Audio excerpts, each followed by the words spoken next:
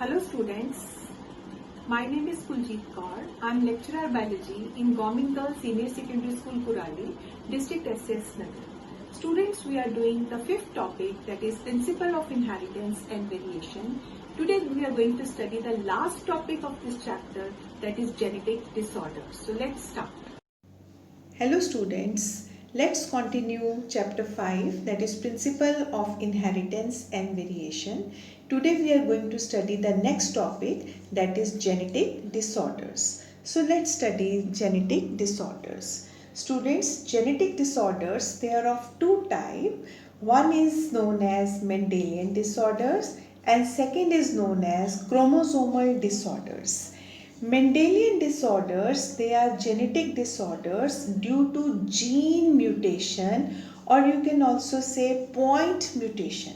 ਜਦੋਂ ਕਿਸੇ ਇੱਕ ਜਗ੍ਹਾ ਤੇ particularly ਜੋ ਜੀਨ ਹੈ ਉਸ ਦਾ ਸਟਰਕਚਰ ਚੇਂਜ ਹੋ ਜਾਂਦਾ ਹੈ ਸੋ ਉਹ ਜੀਨ ਮਿਊਟੇਸ਼ਨ ਦੇ ਕਾਰਨ ਅਗਰ ਕੋਈ ਡਿਸਆਰਡਰ ਆਉਂਦਾ ਹੈ ਤਾਂ ਉਸ ਨੂੰ ਆਪਾਂ ਮੈਂਡੇਲੀਅਨ ਡਿਸਆਰਡਰ ਬੋਲਦੇ ਹਾਂ ਠੀਕ ਹੈ ਮੈਂਡੇਲੀਅਨ ਡਿਸਆਰਡਰ ਦੋ ਟਾਈਪਸ ਨੇ ਇਸ ਦੀਆਂ ਆਟੋਸੋਮਲ ਅਗਰ ਜਿਹੜੀ ਡਿਫੈਕਟ ਹੈ ਉਹ ਆਟੋਸੋਮ ਕ੍ਰੋਮੋਸੋਮ ਦੇ ਉੱਪਰ ਹੈ ਜੀਨ ਕਿੱਥੇ ਸਿਚੁਏਟਿਡ ਹੈ on the autosomes then it is known as autosomal disorder और अगर वो X chromosome ਦੇ ਉੱਪਰ situated है then it is X-linked disorder right so here we have written few examples autosomal ਦੇ examples ਜੋ ਕਿ ਸਾਡੇ syllabus ਦੇ ਵਿੱਚ ਹਨ that is sickle cell anemia phenylketonuria and thalassemia ਇਸੇ ਤਰ੍ਹਾਂ ਸੈਕਸ ਲਿੰਕ ਦੇ ਦੋ ਡਿਸਆਰਡਰਸ ਨੇ haemophilia and colour blindness these two disorders students we have already done in our previous lectures and second type of disorder is known as chromosomal disorder बच्चे chromosomal disorders जो है वो chromosome ਦਾ अगर number change हो रहा है या structure change हो रहा है क्रोमोसोम्स अगर इन्वॉल्व ने उस कारण जो डिसऑर्डर आते हैं they are chromosomal disorders again there are divided to two types अगर ऑटोसोम्स इन्वॉल्व हैं then it is autosomal type of chromosomal disorder and अगर इफ सेक्स क्रोमोसोम्स इन्वॉल्व हैं then it is sex link type of chromosomal disorder so autosomal ਦੇ ਵਿੱਚ ਸਾਡੇ ਕੋਲ ਇੱਕ example है जो ਆਪਾਂ करना है ਸਾਡੇ सिलेबस 'ਚ है दैट इज़ डाउन सिंड्रोम और सेक्स लिंक डिसऑर्डर ਦੇ ਵਿੱਚ ਆਪਾਂ ਦੋ ਸਿੰਡਰੋਮਸ ਕਰਨੇ हैं one is Klinefelter and second is Turner syndrome okay बच्चे क्रोमोसोमल डिसऑर्डर्स मैं ਤੁਹਾਨੂੰ ਹੁਣੇ एक्सप्लेन ਕੀਤਾ it is due to the absence or excess or abnormal arrangement of one or more chromosomes so chromosomal disorder ਕੀ ਹੋਏਗਾ या chromosome ਦਾ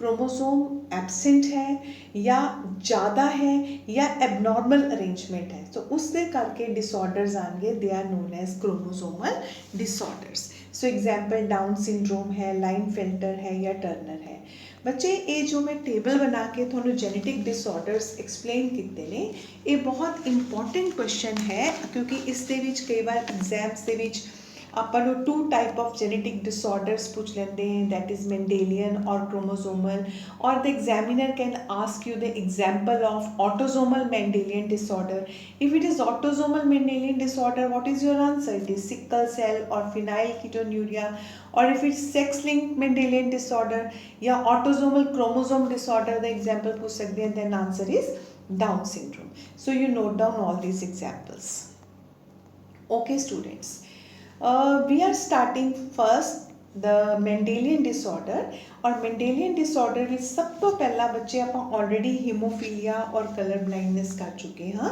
ਜੋ ਕਿ ਸਾਡੇ ਸੈਕਸ ਲਿੰਕ ਰਿਸੈਸਿਵ ਜੀਨ ਦੇ ਨਾਲ ਡਿਸਆਰਡਰ ਸੀਗੇ ਸੋ ਆਪਾਂ ਹੁਣ ਕਰਨ ਜਾ ਰਹੇ ਹਾਂ ਸਿਕਲ ਸੈਲ ਐਨੀਮੀਆ ਔਰ sickle cell disease it is a disorder which is associated with autosome chromosome sickle cell disease जो है student it is autosomal recessive disorder right so it is a type of a disease in that affects the RBCs normally जो RBCs होंगे हैं they are round in shape और इस defect ਦੇ ਵਿੱਚ इस डिजीज़ कारण जो RBCs ने ਉਹਨਾਂ ਦਾ शेप की हो जाता है वो सिक्कल शेप्ड हो जाते हैं ठीक है ਨਾਓ ਇਸ ਦੇ ਵਿੱਚ ਕੀ ਹੁੰਦਾ ਹੈ, ਇੱਕ ਇਸ ਤਰ੍ਹਾਂ ਦਾ ਡਿਸਆਰਡਰ ਹੈ ਜਿਸ ਦੇ ਵਿੱਚ ਜਿਹੜਾ ਇਹ ਇੱਕ ਤਰ੍ਹਾਂ ਦਾ ਕੁਆਲਿਟੇਟਿਵ ਪ੍ਰੋਬਲਮ ਹੈ, ਬਿਕੋਜ਼ ਜੋ ਹੀਮੋਗਲੋबिन ਹੈ ਜੋ ਕਿ ਆਕਸੀਜਨ ਕੈਰੀ ਕਰਦਾ ਹੈ, ਸੋ ਹੀਮੋਗਲੋबिन ਜੋ ਹੈ ਇਸ ਦੇ ਵਿੱਚ ਕੀ ਹੁੰਦਾ ਹੈ, ਡਿਫੈਕਟਿਵ ਹੋ ਜਾਂਦਾ ਹੈ। ठीक है, सो नॉर्मली RBCs राउंड हैं, फ्लैक्सीबल हैं, ब्लड वैसल्स ਦੇ ਵਿੱਚੋਂ ट्रैवल करते हैं, but a person who suffers from sickle cell anaemia ਉਸ ਦੇ ਵਿੱਚ ਕੀ ਹੁੰਦਾ ਹੈ, RBCs ਜੋ ਹੁੰਦੇ ਨੇ ਉਹ ਸਿਕਲ ਸ਼ੇਪਡ ਹੋ ਜਾਂਦੇ ਆ। ਉਹਨਾਂ ਦੀ ਸ਼ੇਪ ਚੇਂਜ ਹੋਣ ਨਾਲ ਉਹਨਾਂ ਦਾ ਜਿਹੜਾ ਆਕਸੀਜਨ ਕੈਰਿੰਗ ਕੈਪੈਸਿਟੀ ਹੈ ਸਟੂਡੈਂਟਸ ਉਹ ਰਿਡਿਊਸ ਹੋ ਜਾਂਦਾ ਹੈ, ਰਾਈਟ। सो हीमोग्लोबिन प्रॉब्लम की है कि हीमोग्लोबिन मॉलिक्यूल जो होता है वो दो पार्ट्स तो मिलके बनता है, दो अल्फा और दो बीटा चेन्स तो मिलता है। हुणे मैं तुहानू एक्सप्लेन किया कि जो मेंडेलियन डिसऑर्डर है it is actually a point mutation. So student what happens कि जदों सिकल सेल एनीमिया होंदा है तो जिहड़ी बीटा चेन ऑफ हीमोग्लोबिन होंदी है उस दी पोजीशन नंबर 6 ते एक अमाइनो एसिड है जिसनों असी ग्लूटामिक एसिड बोलते हाँ, वो ग्लूटामिक एसिड जो है that is replaced by valine. So let's see this diagram. Okay बच्चे, ये एक नॉर्मल हीमोग्लोबिन है और ये एक सिकल सेल एंड हीमोग्लोबिन है। नॉर्मल हीमोग्लोबिन की है, हीमोग्लोबिन एक प्रोटीन है जो कि अमाइनो एसिड्स तो मिलके बनता है। सो इट इज़ जस्ट जिमें आपां एक माला बनाने उहदे विच बीड्स हुंदे हैं, इस तरह डिफरेंट अमाइनो एसिड जिहड़े ने वो लिंक हो जाते हैं और लिंक होके लॉन्ग चेन पॉलीपेप्टाइड चेन्स बनाते हैं। सो जिहड़ी नॉर्मल हीमोग्लोबिन है उस दे विच जिहड़ी 6 नंबर पोजीशन है उस दे विच GLU हुंदा है। एक्चुअली कोड हुंदा है GAG की है, एक जेनेटिक कोड है जो एक पर्टिकुलरली एक अमाइनो एसिड का कोड है। सो इत्थे जिहड़ा GUG है students that is glutamic acid, ठीक है, glutamic acid. So point mutation दे नाल की हुंदा है, GAG दे विच जिहड़ा A है दैट इज़ रिप्लेस्ड एंड इत्थे साडे कोल आ गया GTG एक न्यू कोड बन जाएगा और GTG किस दा कोड होएगा, VAL दैट इज़ वेलाइन दा, valine, right.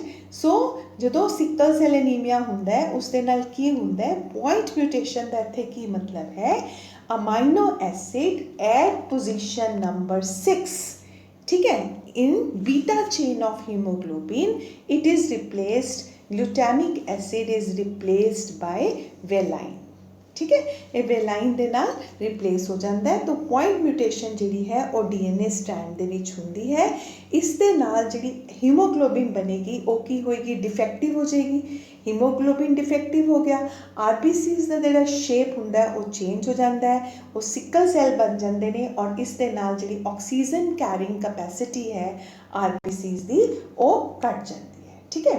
So patients with sickle cell disease they have a mutation. हुण तुहानूं समझ आ गया students, mutation on chromosome number 11, ये जीन कित्थे है, क्रोमोसोम नंबर 11 ते ऑटोसोमल प्रॉब्लम है, ठीक है, बीटा सब unit of the haemoglobin. So RBCs जिहड़े ने उन्हां दा शेप चेंज हो गया और जिस दे नाल उन्हां दी ऑक्सीजन कैरिंग कैपेसिटी रिड्यूस हो गई, राइट। सो बच्चे इत्थे एक पिक्चर है जिस दे विच तुसी नॉर्मल RBCs देख सकते हो और सिकल शेप्ड RBCs देख सकते हो। So this is an example of sickle cell anaemia. Sickle cell anaemia दे विच की होएगा, मोस्टली जिहड़े परसनस ने they suffers from anaemia because इस दे विच की हुंदा है कि RBCs ये एक तरह का, मैं तुहानूं हुणे दस्सिया कि एक तरह का एक क्वालिटेटिव प्रॉब्लम है। RBCs की क्वालिटी जिहड़ी है वो चेंज हो जाएगी और परसन जिहड़ा है वो suffers from anaemia because of the oxygen, because of the decreased oxygen carrying capacity of the haemoglobin. So इत्थे मैं तुहानूं इसनूं थोड़ी होर अच्छी तरह एक्सप्लेन करन वास्ते मैं थोड़े जीनोटाइप्स इत्थे लिखे हैं बच्चे। अगर एक परसन नॉर्मल है, उस दे विच कोई भी प्रॉब्लम नहीं है, हीमोग्लोबिन नॉर्मल है, तो उसका जिहड़ा आपां जीनोटाइप होएगा वो होएगा HbA। ए सिंबल आपां नॉर्मल हीमोग्लोबिन नहीं लै रही हैं, और अगर सिकल सेल है तो वो वास्ते आपां स्मॉल s यूज़ कर रहे हैं, ठीक है। अगर HbS है, दोनों जिहड़े ने रिसेसिव ने, तो सिकल सेल की प्रॉब्लम होएगी। नॉर्मली जिहड़े परसनस हुंदे ने, the person dies after the birth because ये सिकल सेल सिचुएशन हैगी है, सिकल सेल एनीमिया हैगी है। इस दे विच की होएगा कि ऑक्सीजन कैरिंग कैपेसिटी इन्नी ज़्यादा लो हो जाती है कि परसन सर्वाइव नहीं करता, ठीक है। लेकिन जिहड़ा HbA और HbS है ये हेट्रोजाइगस कंडीशन है और ये एक्चुअली बच्चे कोडोमिनेंस का केस है बिकॉज इसनों एक्चुअली असी सिकल सेल परसन बोलते हैं क्योंकि इस कुछ डिसकंफर्ट या लो ऑक्सीजन की प्रॉब्लम इस परसन ਨੂੰ ਹੁੰਦੀ है लेकिन ये हेट्रोजाइगस कंडीशन है सो ਆਪਾਂ ਇਹਨੂੰ कैरियर भी कहने हैं और ये परसन जो है वो सिकल सेल के सिम्पटम्स शो करता है right. Next okay student next disorder जिहड़ा हैगा जो अपने सिलेबस 'च है वो हैगा phenyl ketone urea. Phenyl ketone urea बच्चे एक इनबॉर्न मेटाबॉलिक डिसऑर्डर है। साडी बॉडी के अंदर जो मेटाबॉलिज्म हो रहा है उसका एक डिसऑर्डर है और ये एक ऑटोसोमल रिसेसिव ट्रेट है ठीक है। सो इस दे विच की हुंदा है कि साडे बॉडी दे विच एक अमाइनो एसिड है बेटे पहला आपां नैक्सट स्लाइड देखते हैं एक ही हैगा एक जेनेटिक डिसऑर्डर है फिनाइल कीटोन्यूरिया। इस दे विच की है स्टूडेंट्स कि साडी बॉडी दे विच एक अमाइनो एसिड है फिनाइल एलानिन।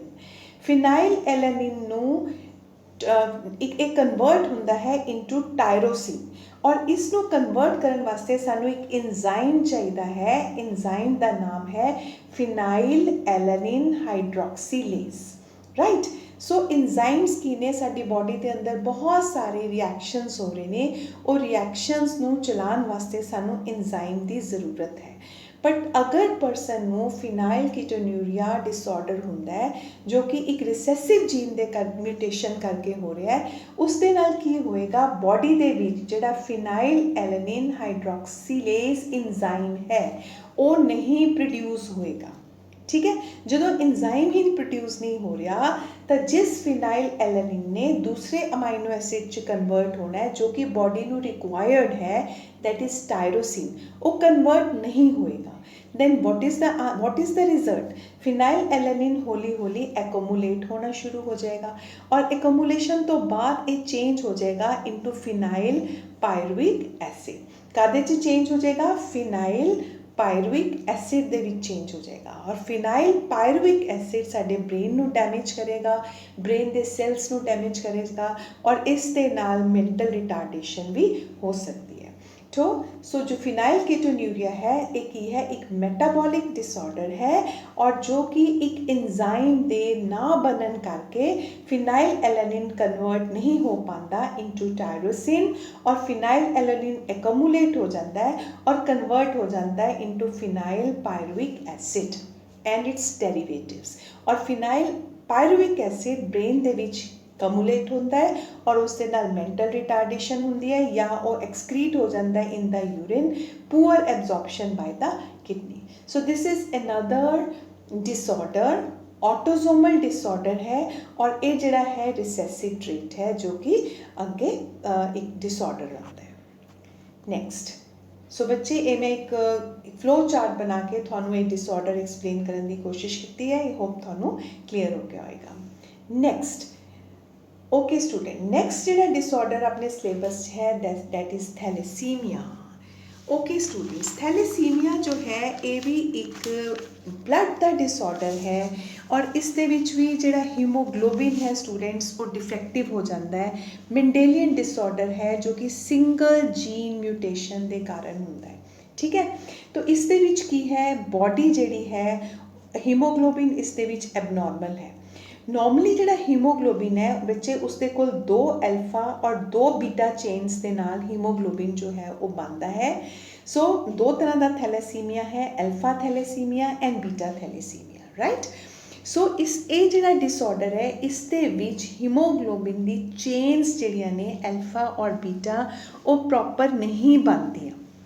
जिहड़ा अल्फा थैलेसीमिया है उस दे विच अल्फा चेन जो है हीमोग्लोबिन की वो नहीं प्रॉपर बनती तो उस दे नाल की हुंदा है कि बीटा चेन जिहड़ी है वो बनती रहती है और एक्यूमुलेट हो जाती है। जिहड़ा बीटा थैलेसीमिया है बच्चे उस दे विच बीटा चेन की फॉर्मेशन नहीं होंदी बीटा चेन प्रॉपरली नहीं बन रही है डिफेक्टिव है और अल्फा चेन जिहड़ी है वो एक्यूमुलेट होना शुरू हो जाती है। सो दिस इज़ एक तरह की क्वांटिटेटिव प्रॉब्लम है। सो इस दे नाल जदों एबनॉर्मल हीमोग्लोबिन बनेगा तो RBCs जिहड़े ने वो डिस्ट्रॉय होने शुरू हो जाते हैं, जिस दे नाल की प्रॉब्लम होती है, it results in the problem of haemolytic anaemia जिहड़ा है वो इस दे नाल हो जाता है, जिस दे नाल ब्लड सैल्स जिहड़े ने वो खत्म होने शुरू हो जाते हैं।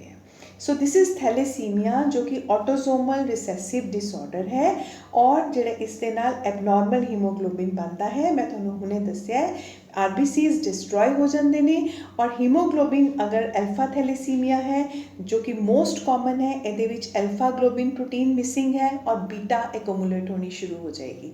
अगर बीटा थैलेसीमिया है तब बीटा चेन ऑफ हीमोग्लोबिन जिहड़ी है वो प्रॉपरली नहीं बन रही है, मिसिंग है और उस दे नाल अल्फा एक्यूमुलेट होना शुरू हो जाएगा। ठीक है, सो ये डिफेक्टिव है, सो लैक ऑफ ऑक्सीजन जिहड़ी है प्रॉपरली कैरी नहीं करेगी, सो उस दे नाल जिहड़ी डिफेक्टिव जीन के कारण हीमोलिटिक एनीमिया हो जाएगा जो कि बहुत ही सीरियस डिसऑर्डर है।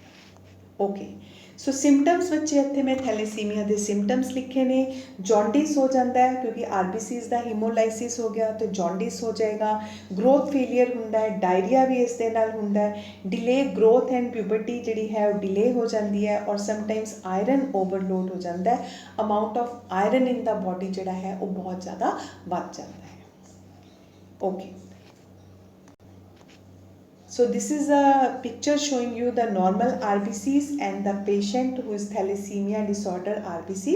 So you can see the shape normal इत्थे RBCs दी shape देखो और इत्थे जिहड़े RBCs ने वो सारे malform हो चुके ने, defective हो चुके ने, जिहदे करके जिहड़े blood cells ने वो खत्म हो जाएंगे and person will suffer from thalassemia. Next, okay students, हुण आपां क्रोमोसोमल डिसऑर्डर्स ते आ गए। साडे मेंडेलियन डिसऑर्डर्स के एग्जाम्पल्स आपां कर ले। ऑलरेडी आपां हीमोफीलिया, कलर ब्लाइंडनेस कर चुके हाँ और अज मैं तुहानूं थैलेसीमिया कराया, सिकल सेल एनीमिया कराया और फिनाइल कीटोन्यूरिया करवाया।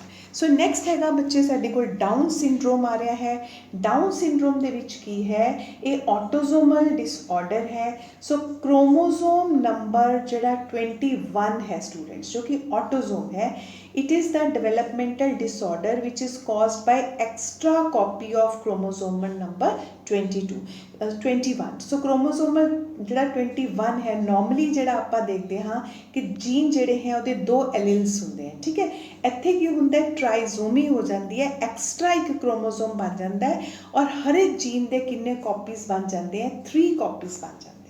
ठीक है, इसलिए इस डिसऑर्डर नूं असीं ट्राइजोमी बोलते हैं। So instead of 2 we have 3 copies of the genes. So इस दे नाल की हुंदा है कि जीन जिस भी इंजाइम्स लिए कोड कर रही है, जिस तरह की प्रोटीन लिए वो कोड कर रही है, सो वो प्रोटीन जिहड़ी है वो प्रॉपर नहीं बनती, या तो बहुत ज़्यादा बनेगी या बहुत घट बनेगी और उसके कॉन्सिक्वेंसेस बहुत सीरियस होंगे।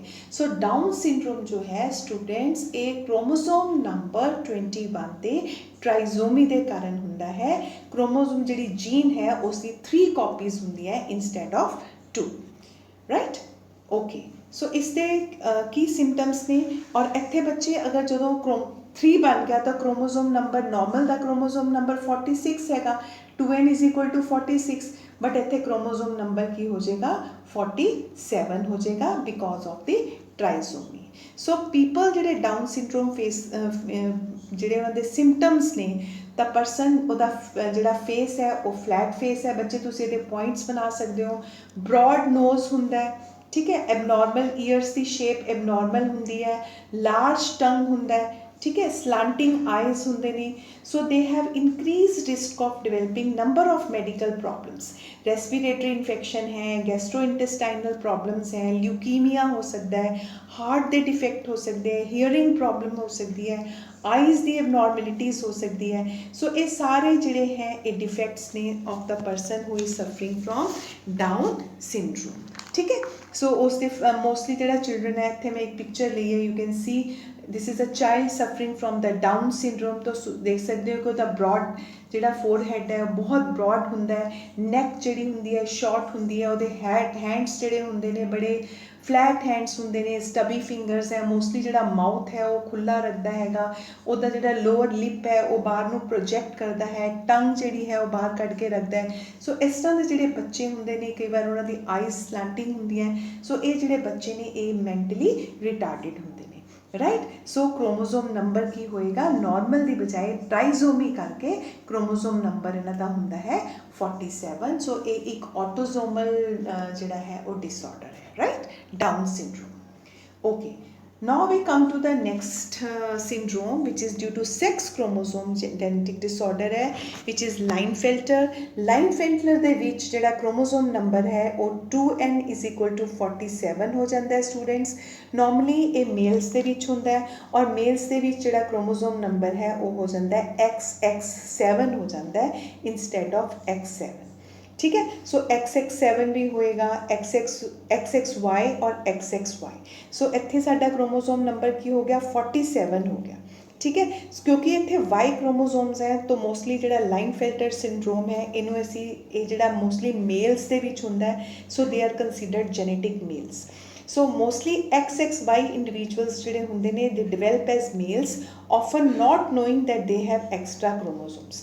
तो ये मेल्स है ने but they are not proper males, they are abnormal males. Chromosome number is not 46, it is 47। So इन्हां दा क्रोमोसोम नंबर की होएगा 44 ऑटोजोम्स होंगे, this is 44 are autosome plus XXY instead of XY, right. So this is Klinefelter. बच्चे ये problem क्यों आती है इंस्टेड ऑफ XY, XXY क्यों होया? This is because of non disjunction. Non disjunction आप देखा कि जो गैमीट्स बनते हैं तो एलिल्स जोड़े ने वो सैपरेट हो जाते हैं, वो सैग्रीगेट हो जाते हैं। बट जो लाइनफेल्टर सिंड्रोम आता है तो एलिल्स जोड़े ने वो सैपरेट नहीं हो सकते, डिसजंक्शन उन्होंने नहीं हो रहा, नॉन डिसजंक्शन करके ये प्रॉब्लम आती है। सो इसनों बच्चे मैं इस चार्ट नाल एक्सप्लेन करने की कोशिश की है। जिवें सपोज करो मेल है 44 प्लस XY, फीमेल है XX।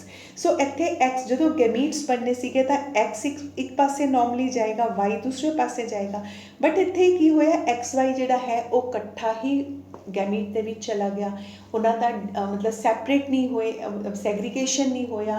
So this is the case of non disjunction. और दूसरे पासे 22 प्लस 0 हो गया, कोई भी इत्थे X या Y नहीं आया। सो सपोज फीमेल नॉर्मल है, ਜਦੋਂ 22 प्लस XY ਇਹ वाला ਜਿਹੜਾ ਸਪਰਮ है एक नॉर्मल एग ਦੇ ਨਾਲ ਫਿਊਜ਼ ਕਰੇਗਾ ਤਾਂ ਸਾਡੇ ਕੋਲ ਕੀ ਜੈਨੇਟਿਕ ਰੇਸ਼ੋ ਆਏਗੀ 44 plus XXY। So extra X chromosome आ गया। So this is the defect which is known as Klinefelter syndrome. और दूजा केस अगर तुसी देखते हो अगर 0 वाला आ रहा है तो 44 प्लस X0। सो इत्थे साडे कोल क्रोमोसोम्स किन्ने हो गए 45 हो गए, नॉर्मल किन्ने हुंदे हैं 46। So this is another abnormality which is called Turner syndrome, वो आपां हुणे डिस्कस करांगे, राइट। सो इस दे सिम्पटम्स देखो, the person who suffers from Klinefelter syndrome जिहड़े हैगे ने XXY मेल होणगे, इन्हां स्पर्मेटोजेनेसिस नहीं हुंदा, they don't produce the sperms. और इन्हां दे विच जिहड़े परसनस ने इन्हां दा they is very less growth of facial hairs घट होंदे ने, बॉडी हेयर्स घट होंदे ने, ब्रैसट इन्हां दे विच आ जांदे हैं, इन्हां दे विच जिहड़े टेस्टीज ने बच्चे वो प्रॉपरली डिवेलप नहीं करते, एवरेज हाइट दे होंदे ने, मैंटली रिटार्डिड होणगे ये, ठीक है। सो कई बार ब्रैसट होणगे और फैमिनिन करैक्टर इन्हां दे विच डिवेलप होने शुरू हो जाते हैं, ब्रैसट आ जाती है। फैमिनिन करैक्टर क्यों आएंगे? Because of the 1 extra X chromosomes, right. So ये इन्हां दे डिफरेंट सिम्पटम्स है। ओके, नाउ नैक्सट आ गया बच्चे टर्नर सिंड्रोम। हुणे मैं तुहानूं दस्सिया कि टर्नर सिंड्रोम च की हैगा क्रोमोसोम नंबर 45 है, बिकॉज ये अपने कोल की इहदा हैगा 44 ऑटोजोम्स हो गए प्लस अपने कोल X और 0 हो गया, बिकॉज 1 जिहड़ा हैगा X क्रोमोसोम इज़ मिसिंग, ठीक है। सो ये नॉर्मली टर्नर सिंड्रोम जो है people they develop as the females. और ये जेडे genes affected are involved in the growth and sexual development. So ये डिसऑर्डर्स है तो इन्हां जी मोस्टली ये फीमेल दे विच हुंदा है। सो फीमेल्स जेडे ने इन्हां दे विच जेड़ा डिसऑर्डर जिस फीमेल्स दे विच हुंदा है वो शॉर्टर हुंदे ने दैन नॉर्मल।